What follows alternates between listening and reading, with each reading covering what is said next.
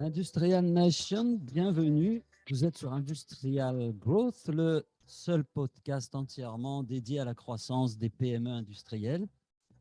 Aujourd'hui, je suis avec Anaïs Voigelis. Bonjour Anaïs. Bonjour. Bien, écoute, je suis très content de te recevoir.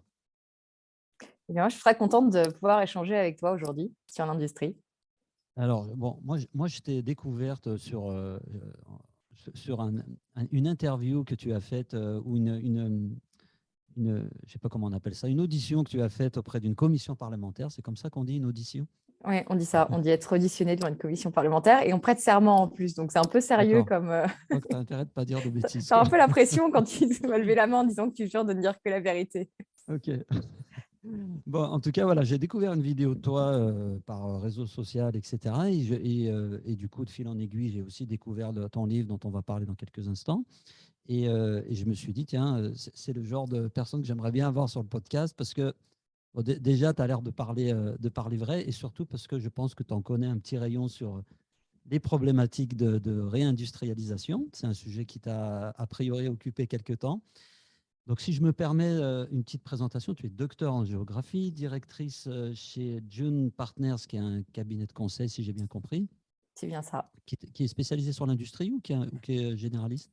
Alors en fait, c'est un cabinet qui est généraliste. Moi, je travaille plutôt sur les sujets industriels, mais enfin, on accompagne des entreprises industrielles, mais aussi des entreprises de services et sur les différentes fonctions des métiers, et plutôt des entreprises en transformation et plutôt des PME et des ETI. D'accord. Ok.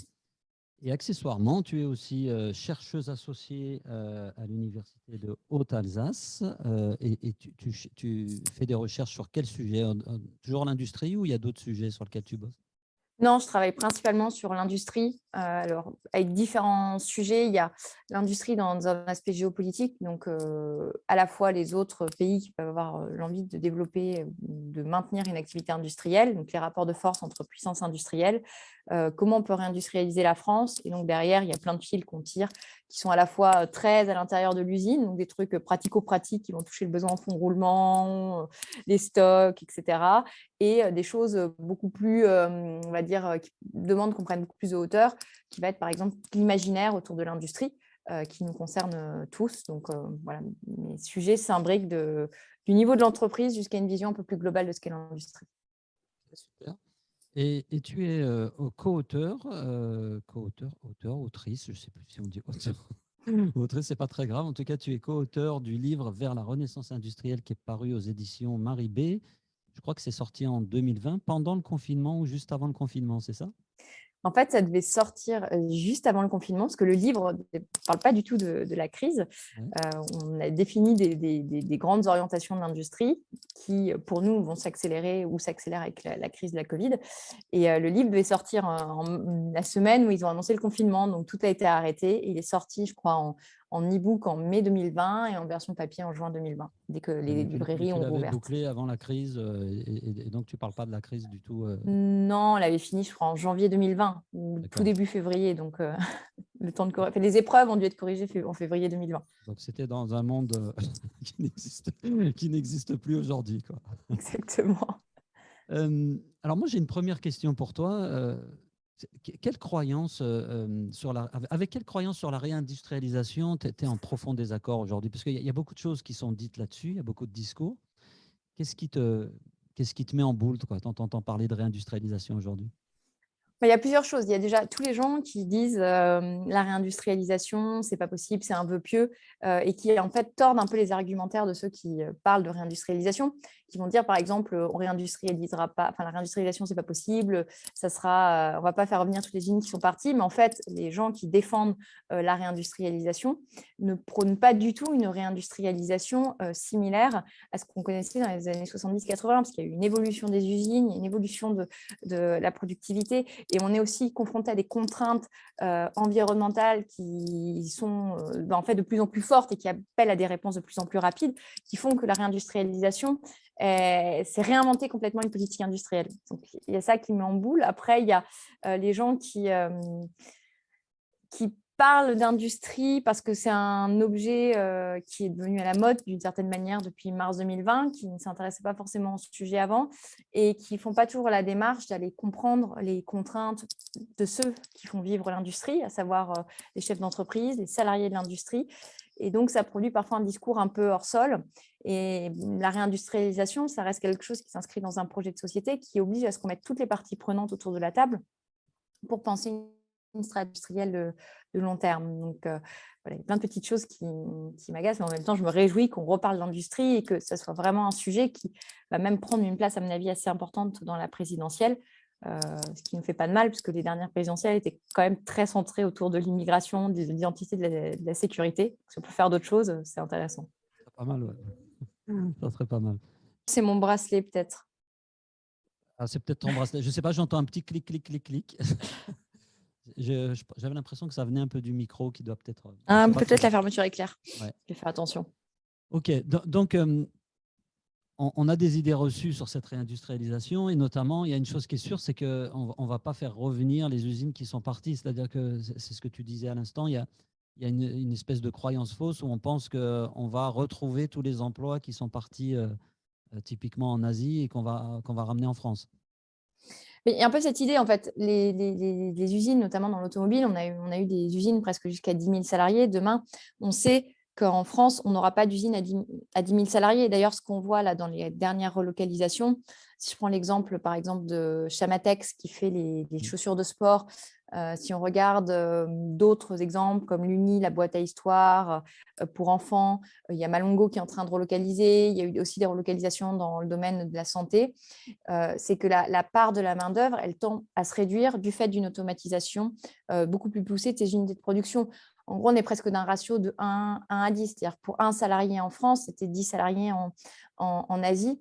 Donc, c'est des rapports totalement différents. Après, quand on dit on ne va pas tout faire revenir en France, ça ne veut pas dire qu'il n'y a pas des choses, parce qu'il y a certaines personnes qui disent, par exemple, il faut se concentrer que sur les tâches à haute valeur ajoutée. Et je crois que c'est une… Alors, il y avait le discours de que les tâches à haute valeur ajoutée, donc c'est-à-dire ce qui était en amont et en aval de la production, et maintenant, il faudrait se concentrer que sur les productions à haute valeur ajoutée. Premièrement, c'est quelque chose qui se discute si on prend en considération un aspect de souveraineté, parce qu'on peut considérer que quelque chose n'est pas haute valeur ajoutée, mais clé pour des questions de souveraineté. C'est notamment beaucoup de questions qui vont se poser dans le domaine de la santé.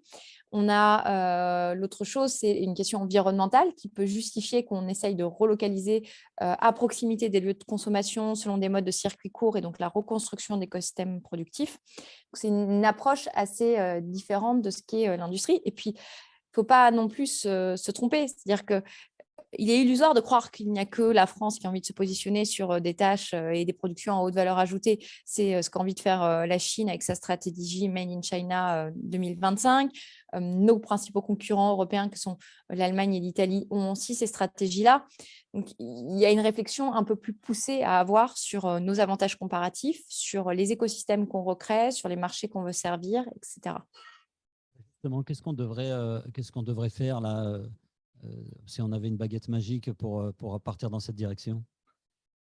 Si on avait une baguette magique, je dirais qu'il faut changer le monde, sauf que c'est complètement utopiste, mais il y a quand même il y a quelque chose de naïf quand on dit ça, et en même temps, il y a une réalité qui est que on est, et je le dis peut-être parce qu'il y a un aspect qui marque plus ma génération que les générations précédentes, c'est qu'on est confronté à une question climatique très, très lourde qui nous oblige quand même à repenser totalement nos manières de produire, de distribuer et de consommer.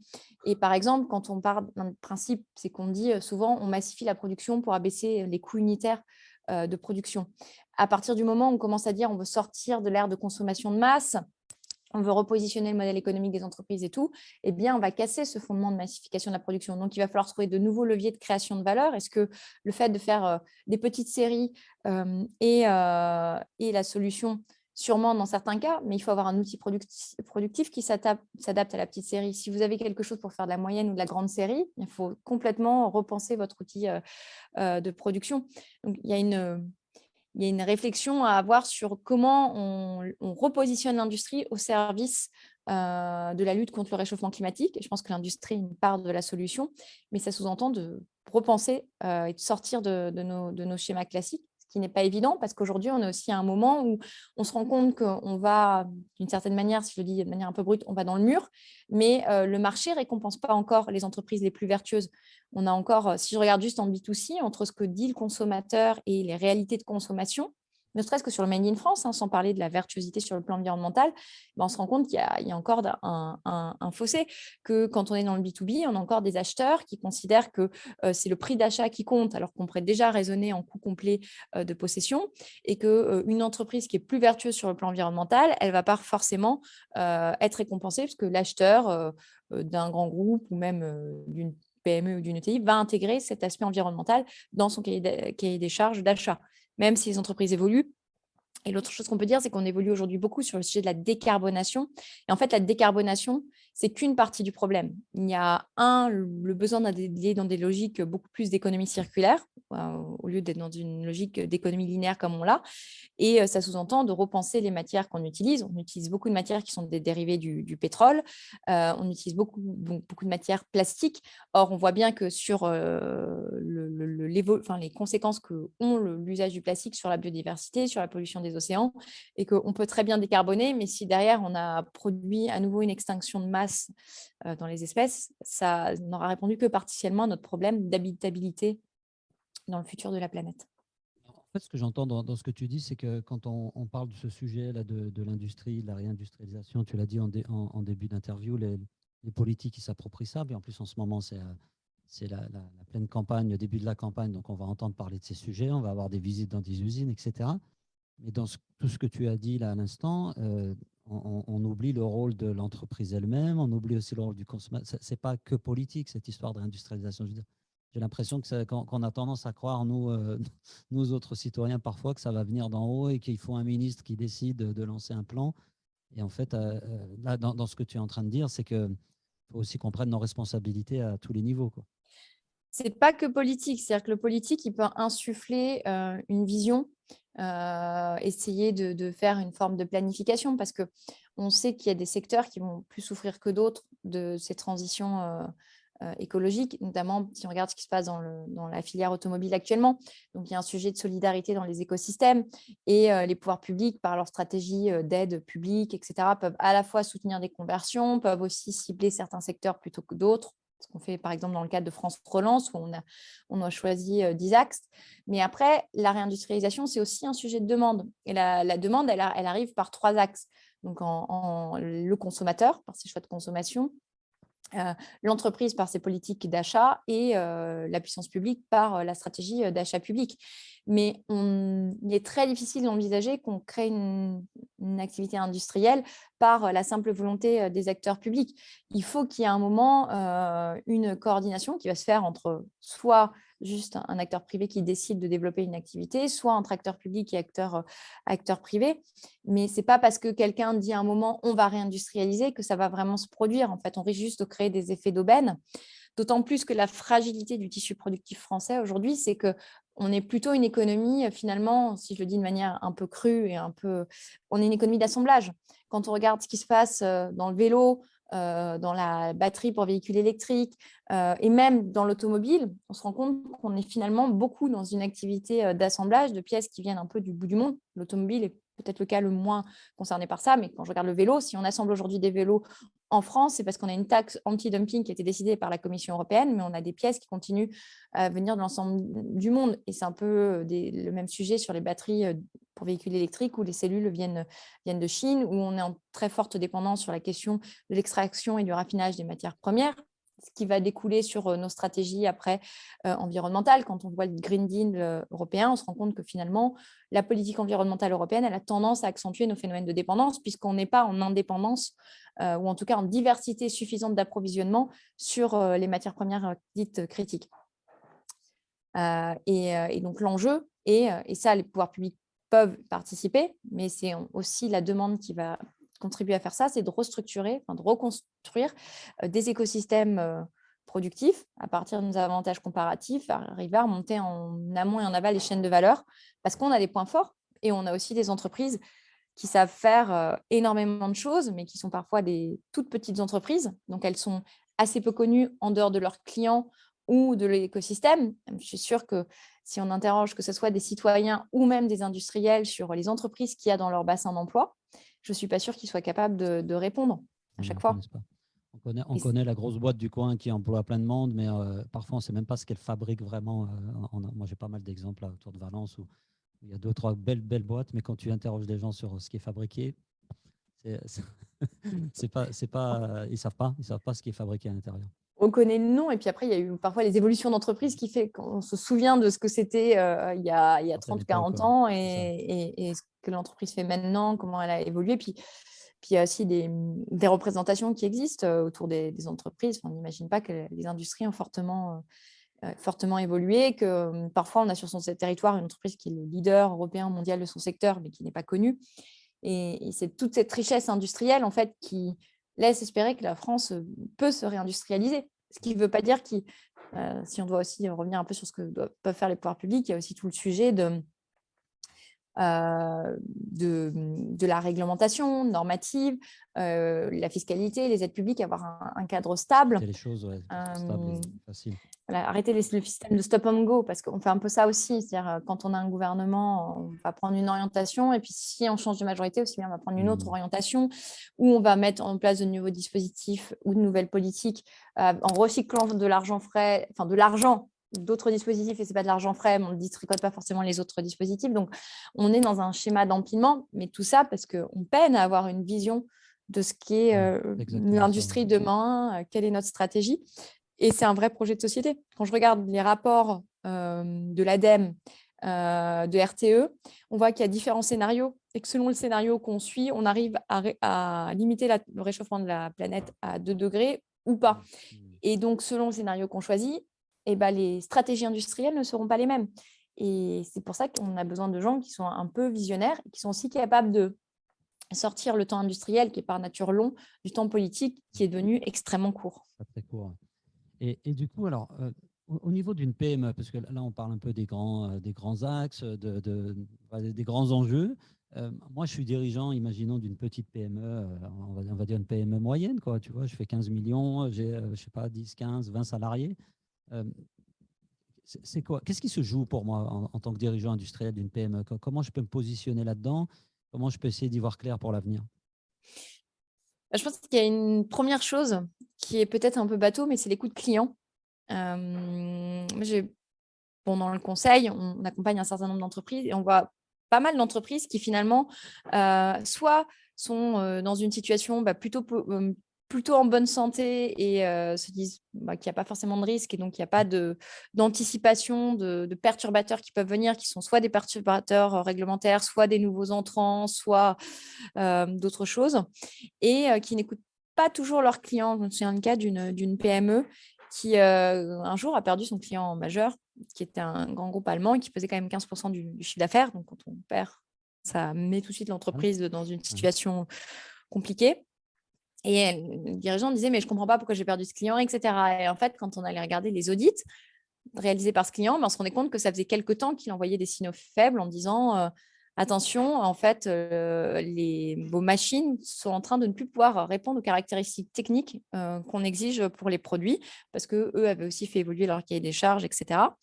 Donc, et il y a un effort aussi de co-construction à faire avec les clients, ce qui n'est pas toujours simple, mais je trouve que la France, par rapport à l'Italie ou l'Allemagne, manque parfois un peu de culture client, c'est-à-dire se mettre à la place du client. Je ne dis pas que le client doit être roi, parce qu'il y a aussi des choses parfois qu'on voit accepter et qui ne sont pas possibles d'un point de vue outil de production. Et donc, il y a un équilibre entre ce que peut faire la production, ce que les commerciaux vendent, etc., ce que le bureau d'études peut imaginer. Ensuite, il y a sûrement une sensibilité beaucoup plus accrue à avoir aux grandes évolutions qui sont en train de se produire, notamment sur la question environnementale, qui va obliger, d'une certaine manière, à faire évoluer son modèle économique avec des réflexions autour de l'économie circulaire, avec une conscience là-dessus qui doit vraiment évoluer, se dire comment est-ce qu'on peut... Je trouve qu'on ne prend pas encore ça bien au sérieux. Enfin, moi, c'est le sentiment que j'ai. J'ai pas l'impression que ça soit. Alors, on en parle tous, tout le monde, bien sûr, en tant que citoyen, s'inquiète du réchauffement. Je connais personne qui est content de ça et qui n'est pas d'accord avec ça. Mais je trouve que c'est vrai qu'au niveau de l'entreprise, et ça commence par la PME, j'ai pas le sentiment qu'on ait pris ça vraiment en considération aujourd'hui. Je pense que, alors, il y a déjà les citoyens, enfin, on en parle beaucoup, mais les changements qu'on doit faire sont quand même des changements assez profonds. C'est vraiment des changements culturels. Et on sait très bien qu'un changement culturel, on peut assez facilement changer un process dans une entreprise. Par contre, faire changer des manières de travailler qui sont là depuis des dizaines d'années parfois, c'est beaucoup plus complexe. Donc, quand on vient toujours au culturel, donc à ce que sont les gens, leur manière d'appréhender aussi les choses, c'est beaucoup plus compliqué. Et on se rend compte qu'aujourd'hui, même chez les très grands qui discutent du sujet environnemental, on est encore beaucoup sur des intentions plus que des réelles transformations, mais parce qu'il y a des contraintes, du marché qui n'est pas forcément mature sur le sujet. Par contre, on sait que de plus en plus, les acteurs bancaires et autres sont en train de revoir leurs exigences là-dessus. Et donc, une PME qui ne prendrait pas le train en marche maintenant risque à la fois de se retrouver confrontée à des problématiques de recrutement parce qu'il y a de plus en plus la question du sens, du rôle de l'entreprise dans la société, un peu la raison d'agir de l'entreprise, mais même plus un peu comment elle contribue à l'intérêt général qui intéresse les jeunes générations. Et puis, il pourrait y avoir des contraintes des actionnaires pour les PME qui voudraient trouver un actionnaire, un fonds, etc., avec les critères qui vont être de plus en plus imposer ces contraintes de prise en compte de l'environnement, enfin, d'action, et puis les acteurs bancaires qui mettront aussi sûrement tôt ou tard des exigences là-dessus. Et ensuite, le marché, quand il va être mature, voilà. Le sujet, c'est d'arriver à prendre le train en marche et intégrer là-dessus. Et c'est parfois des choses. Il y a la question du modèle économique qui peut se poser. Il y a la question de l'économie circulaire. Comment est-ce que je recycle mes déchets? Comment je pense mon produit, en fait, comment est-ce que j'essaye d'intégrer des matières biosourcées, comment je m'assure que mon produit peut être recyclé, etc. Mais c'est aussi la réduction des pertes matières. C'est parfois tout simplement l'application des principes du lean management qui permettent déjà de faire un premier pas assez important. qui permettent de faire. Parce que je sais que tout le monde parle beaucoup de l'industrie 4.0, mais on sait aussi qu'il y a beaucoup d'entreprises qui ne sont pas forcément déjà en maîtrise des principes du lean. Ouais, bah ça c'est clair. Enfin, l'industrie 4.0, l'industrie du futur. Et quand tu rentres dans certaines usines, dans certaines entreprises, tu as l'impression d'être encore au siècle dernier. C'est un peu le slogan du podcast. On ne vendra pas l'industrie du futur avec les méthodes du siècle passé. Je suis très content que tu parles d'expérience client. Alors, même si tu n'as pas dit expérience client, tu as parlé de la vie du client. Moi, je suis convaincu que c'est un des leviers aujourd'hui principal pour les boîtes industrielles. C'est que repenser l'expérience qui est offerte aux clients. Ça va être compliqué de se différencier sur la technologie. Tu parlais tout à l'heure des Chinois, par exemple. Les Chinois, ils ne nous ont pas attendus maintenant pour être peut-être même meilleurs que nous sur certaines technologies. Donc, on va devoir de toute façon se différencier aussi sur autre chose que simplement la technique. Là, tu viens de citer 2 points qui me paraissent importants, quoi. Après, on a tout ce qui va être innovation de process aussi, qui sont intéressantes à creuser.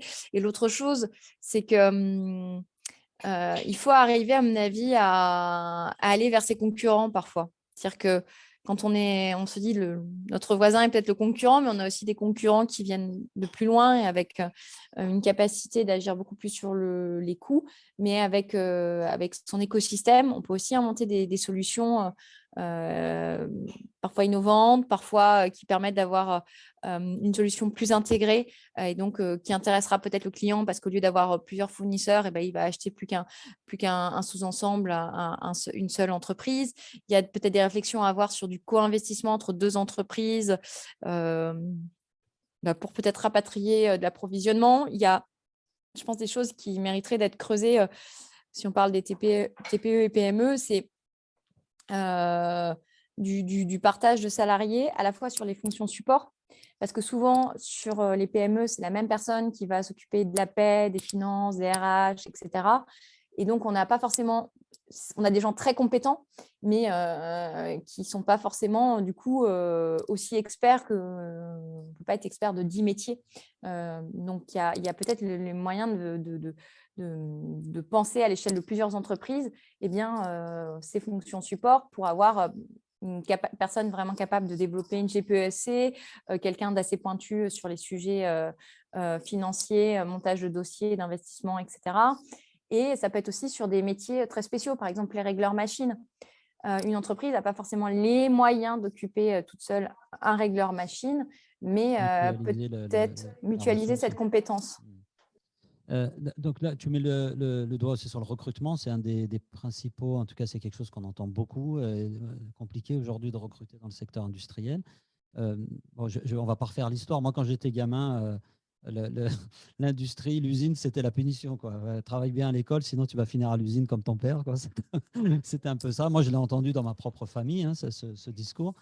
Euh, on en est où là sur les problématiques de recrutement, mais je dirais au-delà du recrutement aussi de formation, de toi qui as fait un peu de recherche sur l'état de l'industrie, comment tu vois la chose aujourd'hui?